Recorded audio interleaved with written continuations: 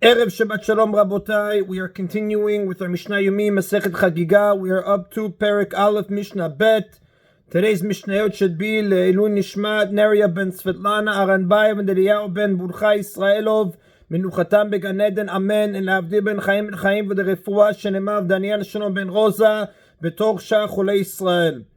Everyone obligated to appear in the temple on the festivals is also obligated to bring two offerings, an Olat Riyah and a Shalmei Chagigah. The entire Olah Riyah was burnt on the altar. The Shalmei Chagigah was eaten by the owner and his family, except for a small part that was burnt on the altar and a portion that was eaten by the Kohanim. Although the Torah did not give any minimum value for these offerings, the sages did, as the Mishnah now teaches. Bet Shammai Omrim, Hariyah, Shtei Chesef, Chagigah, Ma Chesef.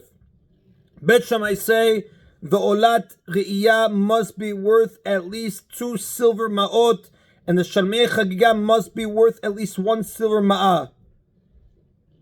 A ma'ah is the smallest silver coin used in the times of the Mishnah. Since the Mishnah does not specify what size silver coin must be used, it is understood to refer to the smallest silver coin. A ma'ah is equal to 1/6 of a dinar. This is enough to buy a small lamb or a kid goat. Since the riyah is given entirely to God, being completely burnt on the altar, it should be a more expensive offering than the Chagigah, which is mostly eaten by people. Bet Hillel say the reverse. The Olat Riyah needs to be worth only 1 silver ma'ah, and the Shalmei Chagigah must be worth at least 2 silver ma'ot. Since the meat of the Chagigah must be divided into 3 parts, 1 for the altar, 1 for the Kohanim, and 1 for the owner and his guests, it needs to be larger, and therefore more expensive animal. In addition to these 2 offerings, there was a 3rd offering that was brought. This was known as Shalmei Simcha, literally a shalamim for rejoicing. There is a mitzvah for everyone, including women, to rejoice in the festival by eating the meat of a shalamim offering. The sages, however, did not set any minimum value for this offering, and that is in a Mishnah Bet. Mishnah Gimel discusses which offerings may be brought on Yom Tov itself and which may be brought only on Chol Moed, as well as which festival offerings may be purchased with Maaser Sheni money. Maaser Sheni, we know, is a tithe. It's 1/10 of the crop given during the 1st, 2nd, 4th, and 5th years of the Shemitah cycle. It must be eaten in Yerushalayim or be redeemed for money that is used to purchase food in Yerushalayim and eaten there. And as the Mishnah will explain, some festival offerings may be purchased with this money while others may not. The following Mishnah is greatly abbreviated. The commentaries, the Gemara on page 7b notes there is an entire clause missing from the opening ruling, and therefore we will, based off the article illustrated, will include it in our reading. Now, although some of the words are missing, they're hinted at in the first statement of the Mishnah, which would otherwise not make sense. This type of addition is known as a chasure michasra v'achi katani. The Mishnah is missing some words, and this is how it should be read.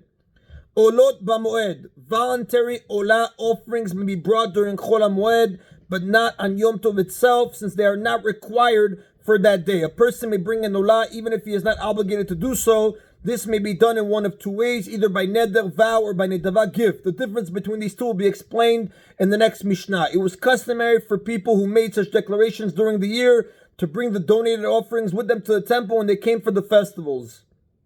Now, since these have no fixed date for their offering, there is no reason to permit their slaughter on Yom Tov. However, on Chol HaMoed, when the melacha restrictions are less stringent, voluntary olot may be offered. Now, this Mishnah mentions only the prohibition of slaughtering voluntary olot. The Gemara Masechet Beitzah, page 19a, teaches that voluntary shalamim also may not be slaughtered in Yom Tov, since they too have no fixed date for their offering.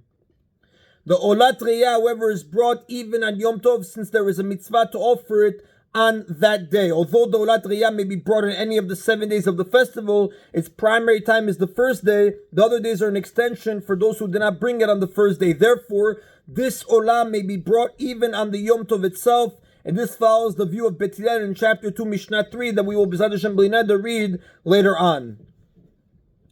Ba'ot min HaChulin, and Olot Riyah must be brought from Chulin, non-sacred funds only. Olot Riyah are obligatory offerings, therefore they cannot be brought from Maaser Sheni money. A person cannot discharge his obligations with money he was otherwise required to spend for a mitzvah. This is a general rule for all obligatory offerings. Therefore, a person cannot use Masel Sheni money or animals bought with Masel Sheni money for his obligationary offerings. V'shlamim min ha'maaser, however, shlamim, shalmei simcha, that are not obligatory, may be brought from Masel Sheni funds. Like we explained, shalmei simcha were brought on the festivals. These were not obligatory offerings, rather their purpose was to serve as a source of food for enjoyment on the festival, and therefore it was not necessary unless one did not have meat to eat from another offering. The Mishnah now discusses whether a Chagigah offering may be brought from Masel Sheni funds. A Chagigah offering must be brought on the first day of each of the 3 festivals. Since this offering is obligatory, it may be brought only from Chulin funds. The following discussion in the Mishnah concerns a secondary Chagigah offering brought in a case where a person has many guests at his Yom Tov meal and the meat from his Chagigah offering is not sufficient for all of his guests. In this case, he can bring another Chagigah offering to provide for his guests. This offering is not obligatory and is subject to a machloket between Beit Shammai and Beit Hillel. Rav follows the view of Chizkiah on the Gemara on page 8a, and this is how we are going to explain the Mishnah. Yom Tov Harishon Shel Pesach, regarding the Chagigah that is brought on the first day of Pesach, Beit Shammai Amrim min HaChulin, Beit Shammai say it must be brought only from Chulin funds. Although this additional offering is not obligatory, any offering bought in Yom Tov that is classified as a Chagigah, regardless of whether it is obligatory, must not be from Masel Sheni money. Beit Hillel Amrim min ha'maaser, and Beit Hillel say it may be brought from Masel Sheni funds.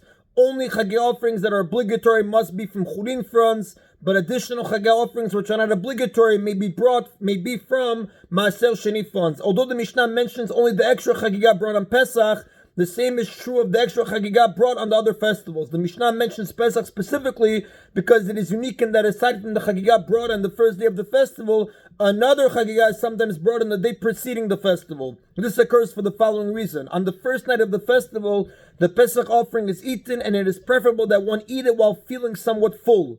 If there were only a few people partaking of the Pesach offering, they could each eat a large portion of it, so the final portion with which they would fulfill the mitzvah would be eaten while they were somewhat full. However, in the event that there were many people partaking in the Pesach offering, so that each person would receive only a small portion, they would first eat from a special Chagigah offering to ensure that when eating the Pesach, they felt somewhat full. This Chagigah offering, which was slaughtered in the afternoon before Pesach, is not considered obligatory, and therefore it can't be brought from Masel Sheni money. The Mishnah, by specifying the Chagigah that is brought on the first day of Pesach, comes to exclude this pre-Pesach Chagigah.